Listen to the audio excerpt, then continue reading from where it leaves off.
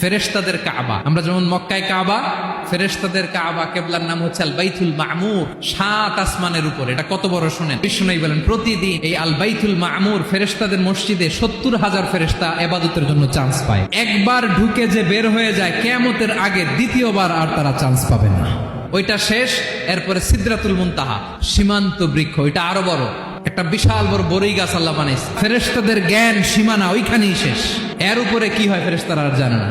Sidratul মুনতাহার area শেষ, এরপরে শুরু হয় আল্লাহুল মাহফুজ, কোরআনের বাড়ি, সাদা ঝকঝকে ডায়মন্ড দিয়ে আল্লাহ বানাইছে। আমাদের সবার তাকদীর ভাগ্যলিপি ওইখানে লেখা, কি হবে না হবে। ওইটা শেষ, এরপরে শুরু হয় লা জামান লা মাকান এরিয়া। ওইখানে কোনো জামান নাই, মাকান নাই, no time no space area শুরু। ওইখানে কুরসি, আল্লাহর কুরসি, যেখানে আল্লাহ পা রাখেন বা কুদরতি পা রাখেন। আল্লাহর এই কুরসিটা এতক্ষণ যা বললাম এই সবগুলার চাইতেও বড়।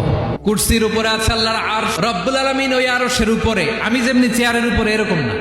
যেভাবে আল্লাহর জালালিয়াত, হিজ হাইনেস, হিজ রয়্যালনেস, আল্লাহর জালালিয়াত, আল্লাহর কুদরতের মাধ্যমে যেভাবে আল্লাহ আরশের উপর থাকা দরকার, আল্লাহর সত্তা, আল্লাহ ঠিক ওইভাবে আছে। কিয়ামতের দিন আল্লাহর এই আরশটা 8 জন ফেরেশতা বহন করবে। আরশ বহনের জন্য আল্লাহর ফেরেশতা লাগে না, কোনো কাজের জন্যই আল্লাহর ফেরেশতা লাগে না। আল্লাহ বলে কুন ফায়াকুন, হয়ে যায়। তারপরে আল্লাহ নিয়োজিত রেখেছেন।